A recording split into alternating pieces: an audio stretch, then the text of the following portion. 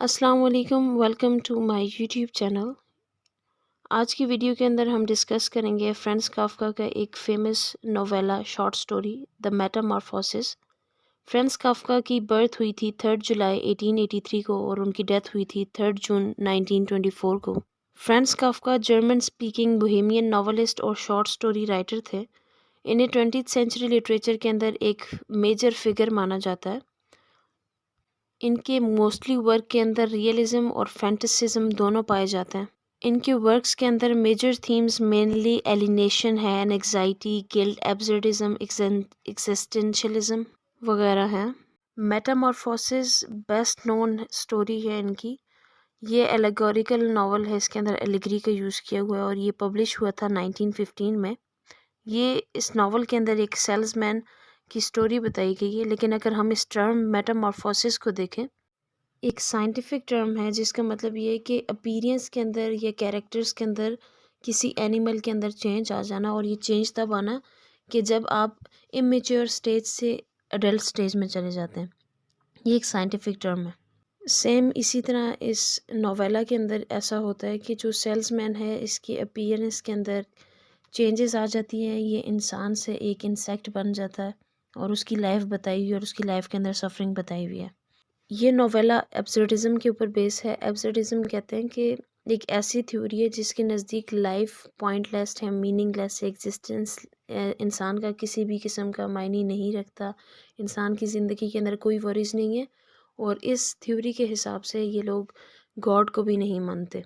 अक्सर लोग कहते हैं कि ज़िंदगी के अंदर जो भी होता है अच्छे के लिए होता है या हमारी किस्मत से होता है, तो ये इस किस्म की किसी चीज़ को नहीं मानते। और ये फ़र्स्ट टाइम लिटरेचर के अंदर इस तरह इंट्रोड्यूस हुआ था कि कुछ राइटर्स ने कहा था, जब हमारी ज़िंदगी, हमेशा ऐसा नहीं कि हमारी ज़िंदगी के अंदर कोई मकसद होता है, हर बंदे की नहीं होता।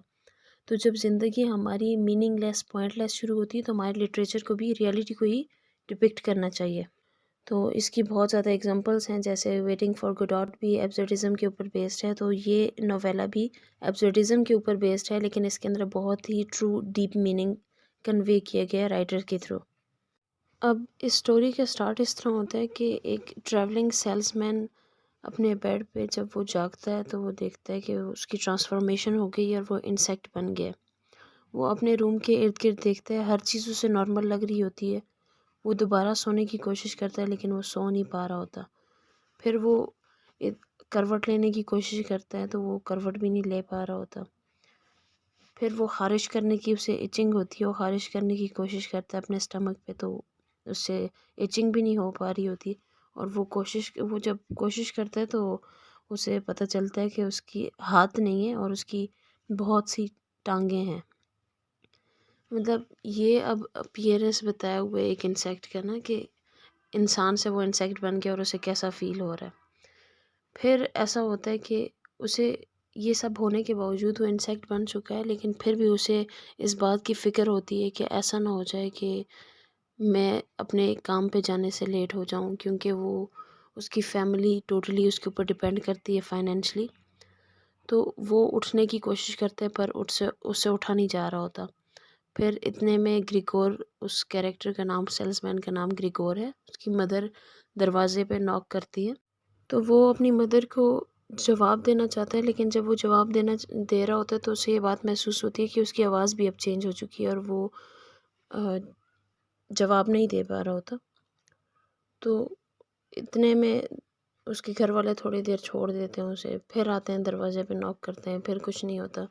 तो उसके घर वाले क्या करते हैं, उसके लिए दरवाजे के बाहर दूध और ब्रेड रख देते हैं। इतने में उसका मैनेजर आता है, जो जहाँ पर वो काम करते हैं उस जगह का, और आके दरवाज़े पे नॉक करता है और इसे वार्न करता है कि अगर तुम जॉब पे नहीं जाओगे, तो तुम्हारी जॉब जो है वो ख़त्म हो जाएगी, तुम्हें निकाल दिया जाएगा। तो ये उसे जवाब देने की कोशिश करता है, उसकी मिन्नतें कर रहा होता है एक किस्म की। तो वो जवाब नहीं दे पा रहा होता। फिर वो किसी तरह अपनी लेग्स की मदद से दरवाज़ा खोलता है। जब वो दरवाज़ा खोलता है, तो वो मैनेजर ये सब देखकर और डर के और भाग जाता है। फिर जब वो ब्रेड और मिल्क को देखता है, तो वो बहुत ज़्यादा खुश होता है। लेकिन जब वो उसे खाने की कोशिश करता है, तो वो उसे पसंद नहीं आता, क्योंकि ये जो चीज़ें उसे पहले बहुत ज़्यादा पसंद थी, अब वो उसकी पसंद की नहीं है, क्योंकि अब वो इंसेक्ट बन चुका है।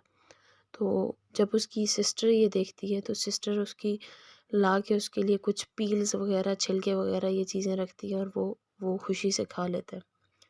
फिर उसके बाद ये बताया हुआ है कि उसका अपीयरेंस जैसा है और जैसा वो इंसेक्ट बन चुके हैं उसके अंदर वो आहिस्ता-आहिस्ता एडजस्ट होने लग जाता है और वक़्त के साथ वो रूम में दीवारों पे क्लाइंब करना शुरू कर देता है, बाहर निकलना शुरू कर देता है। लेकिन जब भी उसकी सिस्टर उसे खाना देने आती है तो वो बेड के नीचे छुप जाता है कि ऐसा ना हो कि उसकी सिस्टर उससे डर जाए।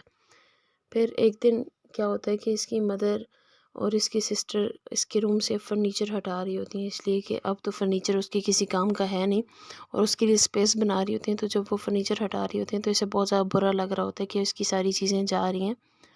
तो दीवार पे एक पेंटिंग लगी हुई होती है, ये उसके साथ लटक जाता है। जब ये उसके साथ लटक जाता है तो इसकी मदर इसे देखकर बहुत ज़्यादा हैरान होती है और उसी वक्त उसकी डेथ हो जाती है। तो उसके फादर कहीं न्यू जॉब से वापस आ रहे होते हैं, तो जब वो ये सीन देखते हैं तो वो इस सारे सीन को मिसअंडरस्टूड करते हैं और ये समझते हैं कि ऐसा हुआ है कि ग्रिगोर ने, इस कॉकरोच ने, इस इंसेक्ट ने इसकी वाइफ को, अपनी मदर को जो है मारने की कोशिश की। तो वो गुस्से में एक एप्पल उसे मारते हैं और वो एप्पल उसे इतने ज़ोर से लगता है कि वो इंजर हो जाता है। जब वो इंजर होता है तो वो अपने आप को किसी तरह घसीटते हुए जाके बेड के नीचे दोबारा छुप जाता है। अब ऐसा होता है कि ग्रिगोर की अपीयरेंस को देखकर कोई वहाँ पर उसके रूम में आना नहीं चाहता और ग्रिगोर के लिए एक ऐसी मेड रखी जाती है जो कि ग्रिगोर की अपीयरेंस से तंग ना हो। मतलब जो उनकी पहले मेड होती है वो थोड़ी हाई क्लास होती है, उससे लोअर क्लास की थोड़ी रखते हैं। तो ग्रिगोर के साथ वो बातचीत भी करती है। अब उसकी फैमिली वाले भी ग्रिगोर के साथ यूज्ड टू हो चुके होते हैं, तो वो अक्सर ग्रिगोर के रूम का दरवाज़ा खुला छोड़ते हैं ताकि वो अपनी फैमिली को देख सके और सुन भी सके। अब कुछ अरसे बाद ऐसा होता है कि ग्रिगोर के घर वाले उसके घर के कुछ हिस्से के कुछ रूम्स जो हैं वो रेंट पे दे देते हैं। तो वो लोग जो आए होते हैं रेंट पे रहने के लिए, वो एक दिन ग्रिगोर को देख लेते हैं और वो डर जाते हैं और वो घर छोड़ के, वो रूम्स छोड़ के जा रहे होते हैं। वो क्योंकि अपार्टमेंट की वो जो घर होता है उसकी हालत ऐसी देखते हैं, बोलते हैं कि यहाँ पर इंसेक्ट्स वगैरह हैं तो हम यहाँ पर नहीं रहना चाहते। अब ग्रिगोर के इंसेक्ट बन जाने के बाद उनके फाइनेंशियली हालात और ज़्यादा ख़राब हो चुके होते हैं और वो ये बिल्कुल अफोर्ड नहीं कर पा रहे होते कि अभी उन्होंने कुछ रूम्स दिए हुए थे रेंट पे ताकि उनका गुजारा हो सके और ऐसा हुआ है कि ग्रिगोर की ही वजह से वो लोग चले गए हैं। तो उसकी बहन ग्रीड जो है वो अपने फादर से बात करती है कि हमें जल्द अज़ जल्द ग्रिगोर से जो है निजात पानी है, इससे हमने दूर होना है। ग्रिगोर जब ये सारी बातें सुनता है तो वो पहले बहुत ज़्यादा परेशान होता है और फिर उन सब की एक सिचुएशन को समझता है और इसे एक्सेप्ट करके वो दोबारा रूम में पीछे होके बैठ जाता है और वहीं पर उसकी कुछ दिनों में डेथ हो जाती है। जब उसकी डेथ होती है तो उसके घर वाले बहुत ज़्यादा खुश होते हैं और ग्रिगोर की डेथ के बाद सबसे पहले वो ये काम करते हैं कि जो लेडी मेड रखी होती है उन्होंने ग्रिगोर के लिए, उसे सबसे पहले फायर कर देते हैं और फिर वो एक न्यू अपार्टमेंट लेते हैं और उसके फादर जो हैं उसके लिए अब ग्रिगोर तो होता नहीं है तो ग्रीट उसकी सिस्टर बहुत ज़्यादा इम्पोर्टेंट होती है और वो उसकी शादी के लिए सोचने लग जाते हैं और इस तरह स्टोरी का एंड हो जाता है।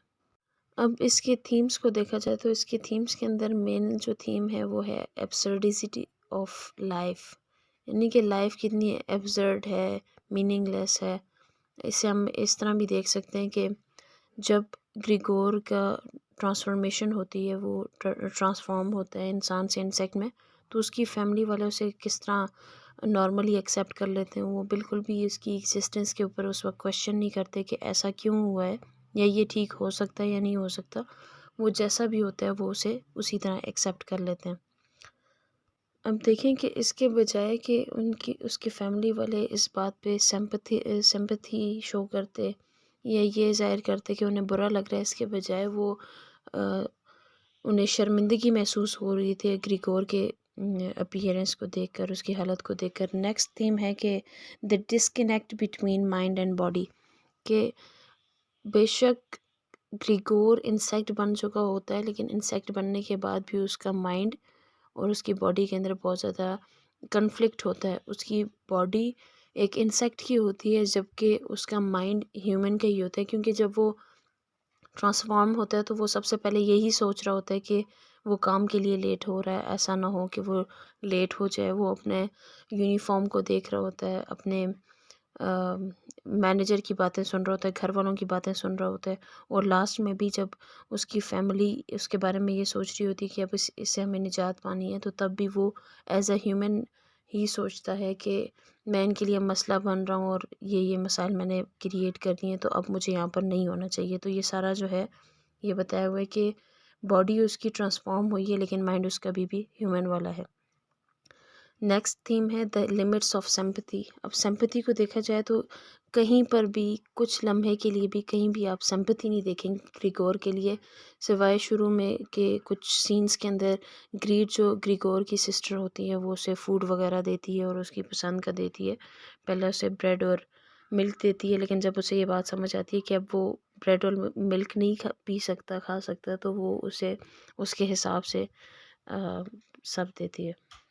नेक्स्ट थीम है एलिनेशन। अब एलिनेशन इस तरह है कि जैसे ग्रिगोर का ट्रांसफॉर्म होता है, वो इंसेक्ट बनता है, तो उसके फैमिली वाले उसके साथ अच्छा सलूक नहीं रखते और ह्यूमैनिटी वगैरह सब कुछ ख़त्म हो जाती है, उसे इंसेक्ट ही माना जाता है। और यहाँ तक कि वो अपना सारा वक्त तकरीबन दरवाज़ा बंद करके अंदर कमरे में छुप के ही गुजारता है। अगर हम जनरली बात करें तो देखा जाए तो ग्रिगोर की इम्पोर्टेंस कैसे एकदम कम हुई। पहले वो सेल्समैन था, वो अपने घर वालों को सपोर्ट कर रहा था फाइनेंशली, तो उसकी इम्पोर्टेंस थी। और फिर एकदम वो एक ऐसी चीज़ बन गया जिसकी कोई वर्थ ही नहीं है, इम्पोर्टेंस ही नहीं है, तो उसके घर वालों ने उसे कैसे ट्रीट करना शुरू कर दिया। और दूसरा ये कि अगर हर चीज़ को टाइम दिया जाए तो हर चीज़ फिक्स हो जाती है, फिट हो जाती है अपनी जगह पे। उम्मीद है आपको इस शॉर्ट स्टोरी की समझ आई होगी। अगर आपको इससे रिलेटेड किसी भी किस्म के क्वेश्चन हैं तो आप कमेंट सेक्शन में पूछ सकते हैं। Thank you so much.